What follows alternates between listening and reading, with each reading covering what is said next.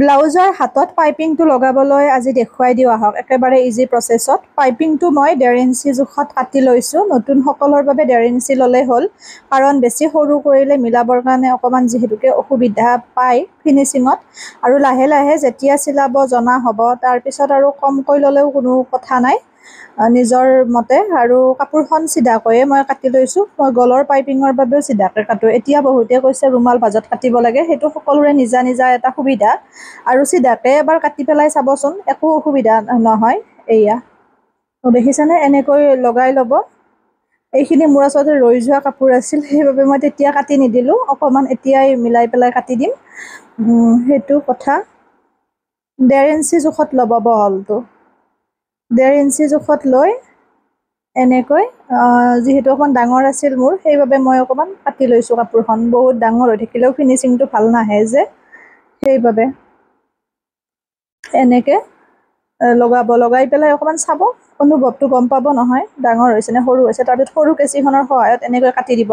বহুতে এতিয়া সোধে গলত বাৰু কাটি দিওঁ, হাতত কাটি দিম নে? হাততো কাটি দিব লাগিব, তেতিয়াহে ফিনিচিংটো ভাল হ'ব। আৰু সৰু কেঁচি হ'লে ভাল হয়, কাৰণ চিলাইটোৰ যাতে বাহিৰত নাযায়। চিলাইটোৰ বাহিৰত যদি যায় আপোনাৰ কটা যাব আৰু কাপোৰখন। গতিকে আপোনালোকে এনেকৈ সৰু কেঁচিখনেৰে এটা আন্দাজত এনেকৈ মাজে মাজে কাটি দিব। কাটি দি এতিয়া টমটো লগাম। টমৰ দুটা ভাগ আছে, এটা সৰু আছে আৰু এটা এইটো নৰ্মেল হয়। দুয়োটাই ভাল হয়। এনেকৈ টমডাল সোমাই দিব। পাইপিংটো একেবাৰে ইজি হয়, ইমান জটিল নহয়, কিন্তু অকণমান চকুৰ নিশ্চনটো ঠিকত পৰিব লাগিব, কাৰণ মূৰেৰে পৰিব লাগিব। একদম যাতে টমডালৰ হিচাপতে পাইপিংটো মানে চিলোৱা যায়, সেই বস্তুটো নজৰ ৰাখিব। এনেকৈ এয়া গোটেই পাইপিংটো, আৰু পূৰা জোৰত যাবৰ কাৰণে ট্ৰাই নকৰিব। এনেকৈ আধা আধা ৰৈ ৰৈ মাজে মাজে এয়া দেখিছেনে? আচলতে এইটো কাপোৰ পিচটো অকণমান মানে ইমান ঠিক নহয়, সেইবাবে তেনেকৈ ধৰিব লগা হৈছে। কিছুমান কাপোৰে অকণমান দিগদাৰ দিয়ে, আৰু তলৰ ফালৰ পৰা এনেকৈ কাপোৰখন ঠিক কৰি কৰি যাব। নহ'লে পাইপিংটোৰ টমডাল ঠাইত নাথাকে, কেতিয়াবা ওলাই অহাৰ নিচিনা হয়। ছাইডত যদি যায় তেনেকৈ ডাইৰেক্ট চিলাই দিয়ে, তেতিয়া পাইপিংটো আপোনাৰ ঠিক নহ'ব।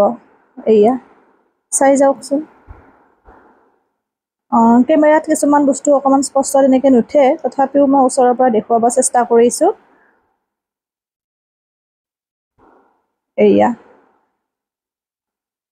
ফিনিচিংটো কিমান ভালকৈ কৰে সেইটো নিজৰ ওপৰত ডিপেণ্ড কৰে। এনেকৈ যিমান সৰুকৈ দিব পাৰে সিমানে ফিনিচিং হয়।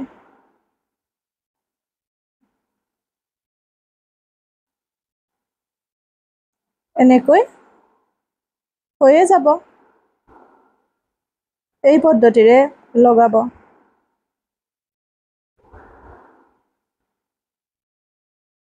এয়া তেতিয়া কোনো কাৰণত বেয়া নহয়। আৰু যদি কিবা সুধিব লগা আছে আপোনালোকে সুধিবচোন, মই জনাম। আৰু মেচিনৰ কিছু কথা বহুতে জানিব বিচাৰিছে, সেইখিনিও মই দেখুৱাই দিম বাৰু।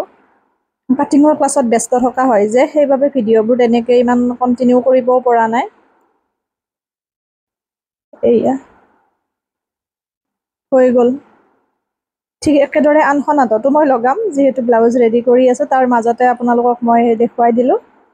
এয়া আৰু যদি ভাবে যে ওপৰেৰে চিলাই মই আৰু এটা মাৰি দিওঁ ফিনিচিঙৰ কাৰণে, আৰু এটা দিব পাৰে, মানে আপোনাৰ টমডালৰ মূৰে মূৰে। কাৰণ কেতিয়াবা কি হয়, টমটোৰ মূৰে মূৰে মাৰিলেও কোনোবা সেই অকণমান এটা গেপ থকা টাইপ দেখা হৈ থাকে। তেতিয়া হোৱাৰ পিছত যদি ওপৰেৰে এনেকৈ চিলাই এটা মাৰি দিয়ে, তেতিয়া মানে ভাল ফিনিচিং হ'ব। এই পদ্ধতিৰে পাইপিংটো লগাব। এয়া একেবাৰে ইজি হয়। ৰুমাল ভাজত কাটিব লাগে বুলি কোনো কথা নাই, চিধাকৈ কাটিলেও কথা নাই। খালি বস্তুখিনি যদি টমটোৰ মূৰে মূৰে চিলাই লগতে মূৰণিটো ভালকৈ মাৰে, তেতিয়া ভাল লগা হয়। এয়া এই পদ্ধতিৰে লগাব। পুনৰ নতুন ভিডিঅ' এটিৰে লগ পাম।